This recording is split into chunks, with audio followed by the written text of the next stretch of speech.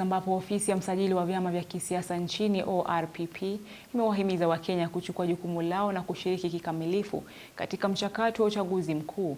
Afisa kutoka afisi hiyo, Ann Kaberere, akizungumza akiwa mjini Machakos wakati wa warsha ya siku 5 kuhusu maandalizi ya uchaguzi mkuu, alisema kuwa ujumuishaji katika uchaguzi, ikiwemo kuwashirikisha wanawake, vijana na watu wenye ulemavu, kutaimarisha mchakato huo, huku tume ya IEBC ikionya kwamba yeyote atakayepatikana akikiuka sheria za uchaguzi atachukuliwa hatua kali za kisheria.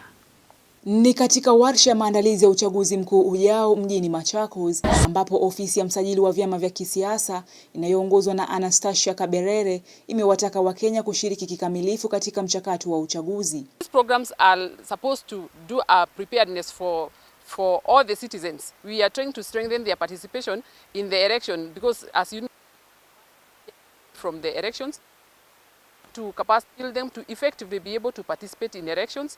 We want them to own what is their role. We have very good roles in Kenya, but we want citizens to own up into their roles. What is their role in making it the strengthening of the electoral processes? The forum that we had is laying background into electoral preparedness. Coming forward, we will continually train the special interest groups, we will continually train the political party leadership, we will continually train our other stakeholders so that we are all together in these forums. Meneja wa tume ya IEBC kaunti ya Machakos, Nelly Ilongo, aliwahimiza wananchi, hasa wanawake, kujitokeza kwa wingi kushiriki katika uchaguzi wa mwaka 2027, akionya kuwa yeyote atakayepatikana akikiuka sheria atakabiliwa kwa mujibu wa sheria. Na leo kwa wanawake, wito ni wajitokeze. Wao ni Wakenya, ni viongozi wazuri na wanaweza kuchukua pia kuwania wadhifa mbalimbali. Kwa hivyo tunajua kwamba usichokijua ni usiku wa giza, na ndio maana tuko hapa ili tuweze kuelimishana kuhusu masuala haya. Kwa hivyo tumefurahia sana. Looking at the law and the penalties, like when you look at the code of conduct, who is supposed to adhere to it, and what are the penalties, and we're giving them real examples of what has happened before, and it is as serious as it is. And we've also looked at the legal framework because we do not want people to find themselves on the other side of the law.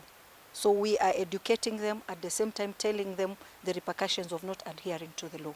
Wagombea mbalimbali wakielezwa mafunzo kuhusu sheria za uchaguzi na kanuni za vyama vya kisiasa, huku wakihimizwa kutokuwa na hofu ya kugombea nafasi za uongozi na kujiunga na vyama vya kisiasa ili kuimarisha juhudi zao za kutafuta nafasi za uongozi kupitia uchaguzi.